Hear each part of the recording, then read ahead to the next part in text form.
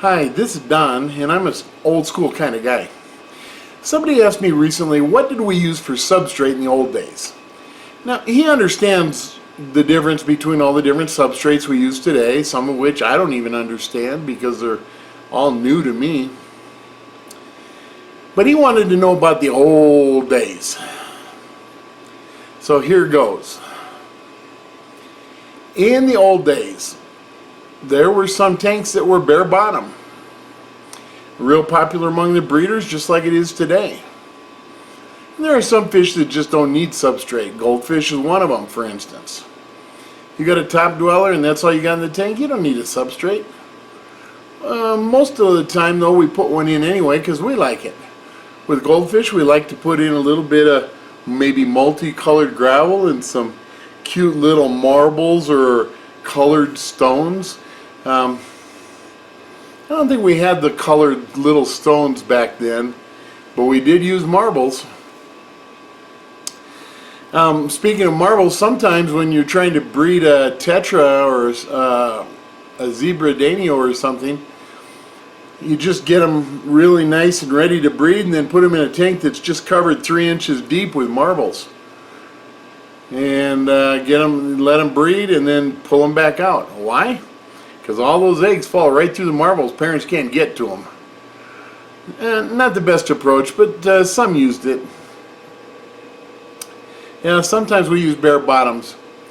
Did we use sand? I'm a big fan of sand. People ask me that all the time. Did we use sand in those days? Well, actually not too many of us, I don't think. There were some that used sand.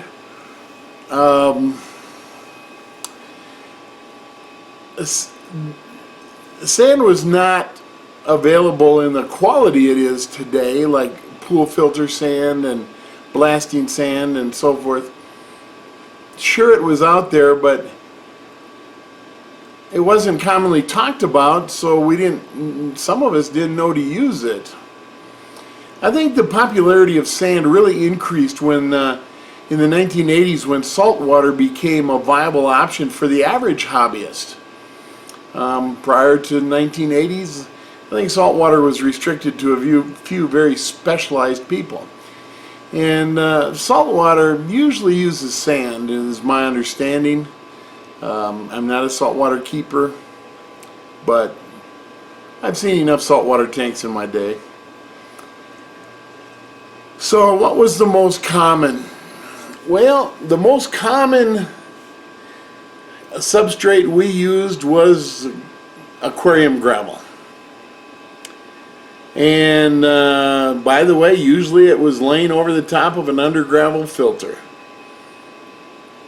I've talked about the under gravel filters before. I think they're sadly misused or underused today. I don't have any myself, but that's because I use sand, and you can't use under gravel with sand.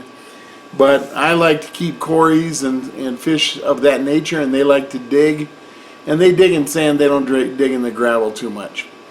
So, but I think aquarium gravel, typical stuff we find in the stores, was the most common. And I would say, especially back in the 60s, the multicolored was by far the most popular. But by the 70s you were getting blue gravel and orange gravel and pink gravel, and sometimes people would take two kinds and mix them together. One of my favorites back then was black gravel, about 5 parts black to 1 part white. I thought it looked pretty good. Gravel, that's what we used in substrates a lot. Probably the most common. All your fancy new substrates that have all these, they're custom made for aquariums, didn't use them.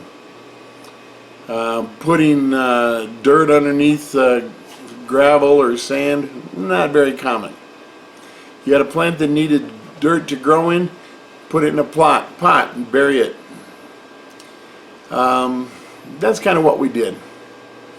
Anyway, doesn't matter how you look at it, in the old days we had a lot of fun. Here's hoping you have a lot of fun today too. Bye.